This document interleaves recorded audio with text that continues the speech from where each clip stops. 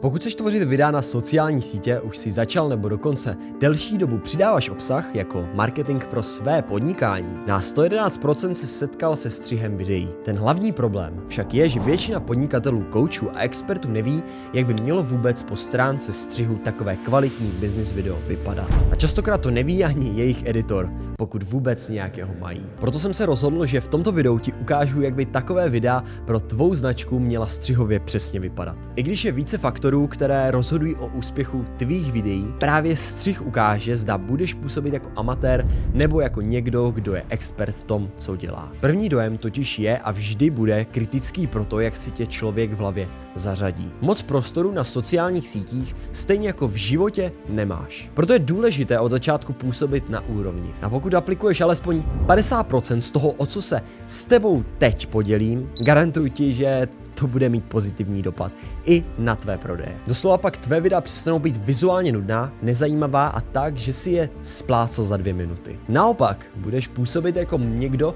kdo věci dělá kvalitně a na vysoké úrovni. A přesně takové lidi i k sobě začneš přitahovat. Když dojde na to, že jsi z videa namyslel, naskriptoval, natočil a už si téměř před jejich zveřejněním do světa, nastává ještě část střihu. Když se hlédneš na to, kolik si tomu investoval času a třeba i peněz, je škoda, aby jejich zpracování bylo spláclé takzvaně rychlou jehlou nebo bez účelu. Chápu všechny podnikatele, co tvoří videa nebo teprve chtějí začít tvořit videa na sítě pro propagaci sebe a jejich podnikání. Jako podnikatel je tvůj úkol, aby tvé podnikání vydělávalo a rostlo. Takže mnohokrát část střihu neřešíš nebo si na to kohokoliv najdeš, abys to jednoduše nemusel řešit. Ale to je chyba. Pokud si videa nespracováváš sám, což ano, je správný přístup, pořád bys měl mít představu o tom, jak by tvé videa měly vypadat. A chápat, proč by měla tak vypadat. Mám pro tebe jedno tvrzení. V základech a detailech je největší síla. Kvalitní video nemusí být složité, nemusí být přehlcené tunou efektů a grafik. Každopádně musí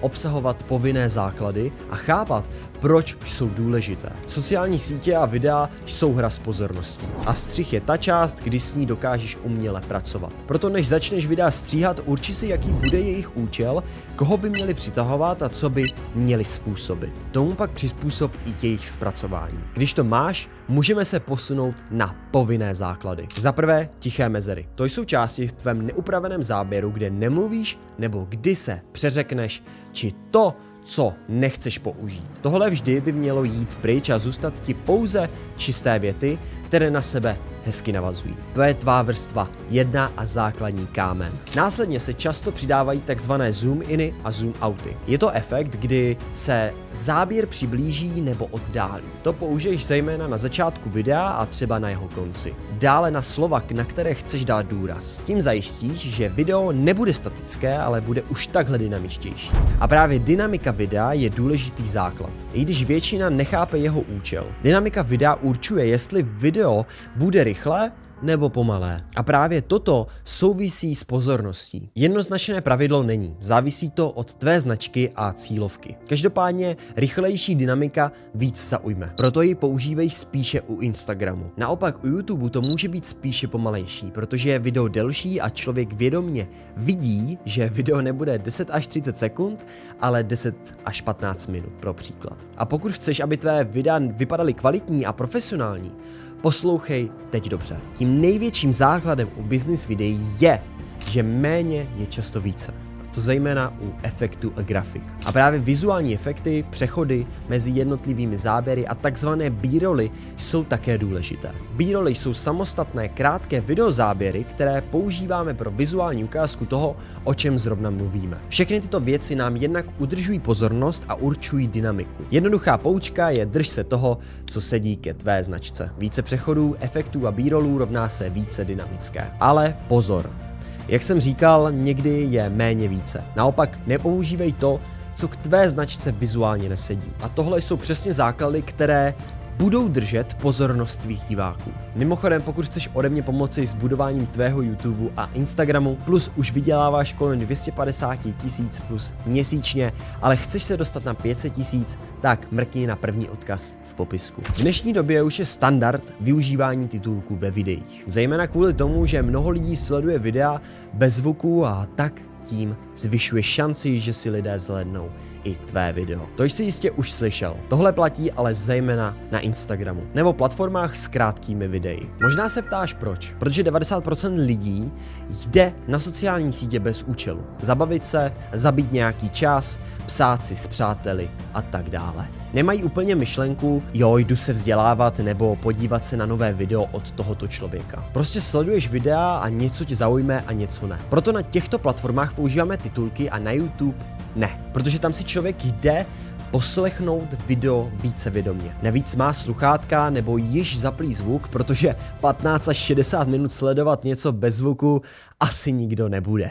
Že jo? Takže když víme, že titulky hrají důležitou roli u krátkých videí, jak by měly titulky vůbec vypadat a tvé video podpořili a vylepšili místo, že by mu uškodili. Hlavní chybou je, že si vybereš font, který nesedí ke tvé značce a nevypadá profesionálně. Tedy za prvé vyber si jeden hlavní, jednoduchý a čistý font. Nepoužívej žádné přeplácané barvy ani animace. Drž se 1 až 2 maximálně barev. To stejné i u fontu. Máš jeden hlavní a můžeš mít ještě jeden jako sekundární. V praxi to vypadá tak, že používáš na důležitá slova ve videu buď sekundární barvu nebo sekundární font. Drž se jednoho stylu a hlavně decentní velikost. Rozhodně neměj titulky přes celou obrazovku. Také titulky umísti zhruba pod tvou bradu, aby šlo sledovat tvou pusu a obličej, zatímco člověk čte titulky. Tím umožníš lidem, aby nemuseli ubíhat očima na titulky a na tebe. Zároveň by titulky neměly být po celých větách. Vždy by měly být po jednom, maximálně 3 slovech, pak zmizí a objeví se nový text. Titulky mají zvýraznit myšlenku videa, ne ho přebít. A tohle jsou přesně jedny z detailů, které dělají rozdíl. Profesionální videa mají však jednu tajnou zbraň, kterou si většina lidí neuvědomuje. Samozřejmě i já jsem si ji dlouho neuvědomoval, dokud jsem nevytvořil tolik videí, že to začalo být očividné. Největší chyba u střihově kvalitních business videí je myslet si, že to nejdůležitější jsou složité efekty a krásné motion grafiky. Tedy to, že největší roli hraje u střihu vizuál a to, jak to na pohled vypadá. Ale to hlavní, co odlišuje amatérské a trochu lepší videa od těch skutečně kvalitních a profesionálních, je sound design. Tedy v češtině zvukový design. Protože na první pohled by se mohlo zdát, že větší váhu má vizuál, protože video sleduješ hlavně očima, akorát, že více emocí, nastavení nálady a tempa určuje právě zvuk. Jen si vzpomeň, kdy naposledy jsi sledoval nějaký film, který tě velmi zaujal nebo emočně vtáhl. Garantuji ti, že když ti pustím soundtrack neboli hlavní hudbu filmu, i hned si vzpomeneš na daný film. Nebo když si někdy cítil husí kůži při sledování filmu, či tě to donutilo k zamyšlení. Většinou to bylo díky příběhu, který se spojil se zvukovým designem. A právě zvuk, hudba a zvukové efekty posilují naše vnímání daného videa a momentu. Komunikace je přenos emocí.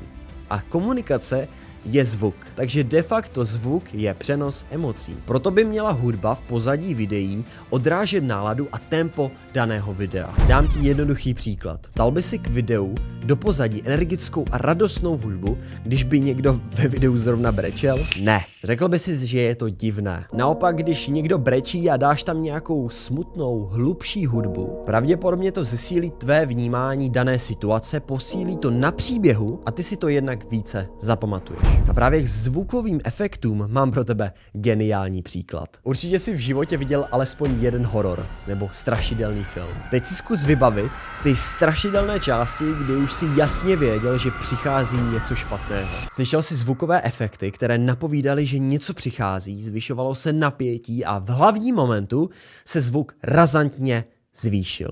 A pak najednou úplně stlumil. Tím, že hororové filmy jsou z velké části se scénami, kde se nemluví, právě zvukové efekty určují, co a jak se bude divák v daném momentu cítit. Garantuji ti, že horor film bez zvuku už by nebyl tak moc strašidelný. Díky zvuku máš pocit, jak kdybys figuroval přímo v tom filmu a byla to realita. Říkám to proto, abys chápal, jak dramaticky může správný zvuk tvé video posílit. Ale zároveň špatně použitý zvuk, hudba nebo zvukový efekt může tvé video zničit, i když je vizuálně video na profi úrovni. A přesně takhle by mělo střihově vypadat kvalitní business video. Pamatuj, že síla je v implementování základů a detailů. Tiché mezery, zoom iny, dynamika videa, b-rolly. Méně znamená u střihu častokrát více. Využívej u krátkých videí čisté a jednoduché titulky, jako i rychlejší dynamiku. U YouTube opak. Drž se tvého brandu a toho, koho videí chceš oslovit. A ber na vědomí,